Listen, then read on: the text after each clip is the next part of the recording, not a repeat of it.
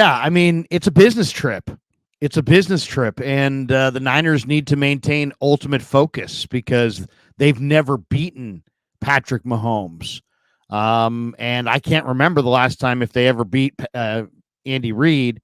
And even though they're favored, that's a technicality, I think, in everybody's mind. They better get it buttoned up on defense and buttoned up quick. And Matt Barrows put out a tweet this morning or late last night that when Fred Warner, Damon, got the group together, and we talked to Warner yesterday, and Warner said some very interesting things. One of the things he said was, when he was asked about the run D, which the Niners have given up 5.6 yards per carry in the playoffs, he said, not giving, he was like, what was the reason for that? He's like, not giving great effort as a group. Well, I mean, seriously, when is it? I mean, you're not giving great effort as a group. I mean, that's unacceptable across the board. You're talking about the playoffs, and now you're talking about the Super Bowl. So I don't know what he said yesterday. I don't know if he's like, hey, guys, it's us against the world. That speech, the media is evil, and they're going to point out that we're dogging it. Or if it was like, hey, guys, stop dogging it. I don't know if they pointed inward or pointed outward, but I think, they know that people have noticed that, there were some lollygagging in the NFC Championship game, and that's freaking unheard of. So that S has got to stop like right now. So the snap that you're talking about was the Jahmyr Gibbs touchdown, the 15-yarder that went around the right side.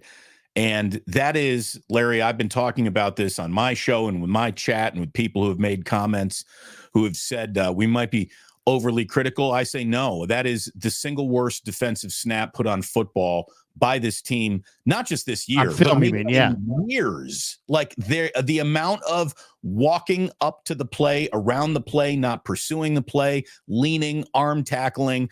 It's all just stuff that gets you yelled at the high school level, much less at the NFC Championship game level.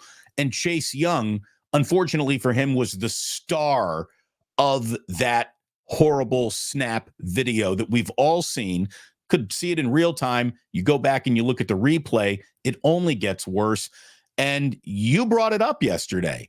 You brought it up with Kyle Shanahan about Chase Young dogging it on that particular play. Take us through that interaction. Well, I mean, I had to bring it up because it was, I mean, I didn't want to, and I was driving down there and I'm like, what I saw, and what you just said, Damon, is so spot on. It was the worst example of dogging it I've seen on film in a long time. Well, when you consider the game and the stakes, that was the worst gag, the worst, the worst Jake in it I've ever seen in my life. And so I'm sitting there driving down there going, well, wait a second. I got to ask Shanahan about this. I know he's kind of addressed it, but I got to ask him about this because this, in my mind, is the story. And but I didn't want to blow up the team. So I didn't want to be like, this guy, exactly name him. And I just wasn't sure exactly how to go about it, So I'll share the screen right here and I'll play you what I asked him so everybody can kind of hear it. 105,000 people viewed this tweet yesterday. Here it is, Shanahan from yesterday. Here we go. Let me get this to the start. Me and Shanahan. Kyle, your team plays really hard, I think, in all three phases of the game through your tenure here. When you watch that film against Detroit and you watch that second quarter halfback toss to Gibbs, what did you think of the pursuit effort of your defensive lineman on that play? And is that in line with your culture here? No, not at all. I mean, that's kind of what I was referring to on, I think, our conference call on Monday. But it's, and I know it looked bad on the clip that you guys have and stuff, but it's, it's not our culture. We don't want to have one play like that. I think we had about 2 to 3 in that game, which is too much for us. We don't want to ever have one, but it wasn't just the D-line. There was a few backside people who weren't going and they're expecting someone else to make the tackle. And whenever you're expecting someone else to make the tackle, bad things happen. A few backside guys weren't going. I mean, that's about as benign a way of referring to it as I think I've ever heard. But at the same time, he's trying to diffuse it as well to some degree, because last thing he wants to do is blow up his locker room culture the week of the Super Bowl. But at the same time, it's important, as Ernest Sire says here, nailed it, Larry. They know, we know. And it's like, bottom line is, hey, there ain't nowhere to run, nowhere to hide, man. I lie, you lie, Kyle lies, the film never lies. And they watched it, they saw it, and they can deal with the reality of it. Look, it's not an exaggeration to say that's one of the worst snaps of the entire Kyle Shanahan era. I mean, it truly is. It's as bad of a snap that this team has taken, and he knows it. And I don't know if that was part of the, turnaround at halftime and the pointed things said, whatever Fred Warner said when he gathered the troops. There's no doubt that they were thinking about and talking about that play. If that play and that film is offensive to us, the layman, imagine how the professionals feel about it themselves. Right. No one ever wants to be in the low light. And you had half the defense participating greatly in that low light. So, again, I think that this team didn't need the lesson of how important any of these games were, because they've been in it, they're experienced. But they got, in both the divisional and the conference championship game, they got a little religion scared into them.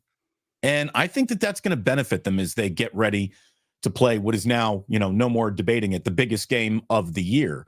And what a critical 48 hours it's been in terms of the biggest, other than the actual game itself. There's probably no more 48-hour window that it's going to determine the winner or loser than the one that we are either coming out of or ending. We're in it right now, Larry. Like, full game plan install is in. Of course, Kyle, the ultimate tinkerer, is going to be tinkering with the game plan right up until kickoff.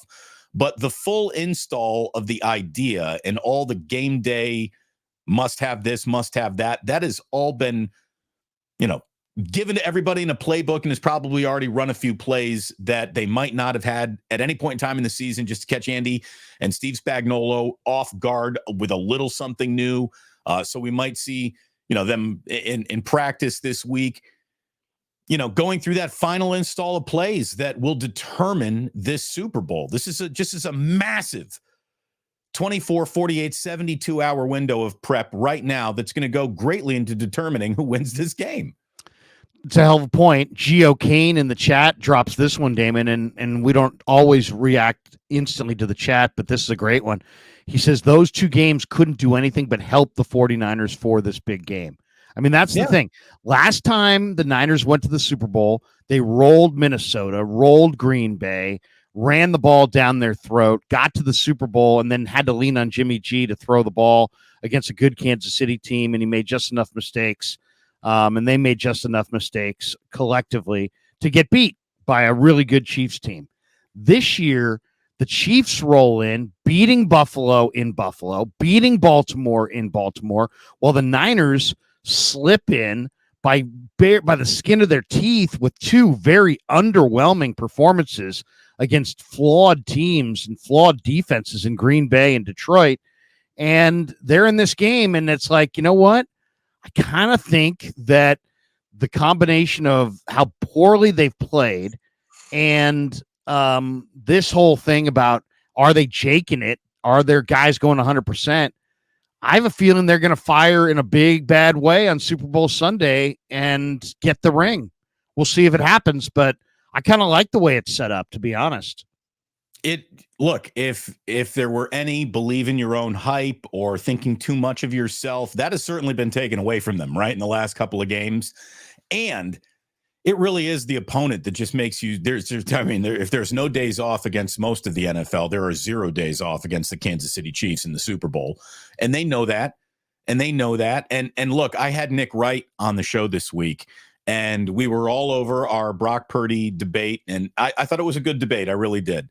I think Nick is wrong. And if the 49ers win the Super Bowl, he might even lean into the fact he might have gotten it wrong. But the one thing that he did say that was impossible to argue with, that if the if the 49ers have played a sequence of games here, Larry, that will install further confidence in them here in the big game, look at what the Kansas City Chiefs have done. The Kansas City Chiefs in 3 games here have basically rolled out one of the greatest 3-game stretches of football we've seen in the postseason in a while. You know, they beat the Miami Dolphins in the freezer of a frozen Arrowhead Stadium on a very chilly night. Then they go to Buffalo, a stadium that was just at full throat and just insane. That game was delayed. There's a lot of weirdness around it. They go and they win that game. Then they roll into Baltimore. And even though that score was sort of tight, the game really wasn't. I mean, they really served up a beat down of Baltimore, even though the scoreboard didn't reflect it. They controlled that football game. And these are, wildly impressive wins that they've had. So if you're Kansas City, you're coming in here thinking, well, there's nothing stopping us now. So this should be, like you said, everyone's coming out to fire. Everyone involved in this game has got a little badassery about them. So it should be a hell of a football game. There is no doubt about it.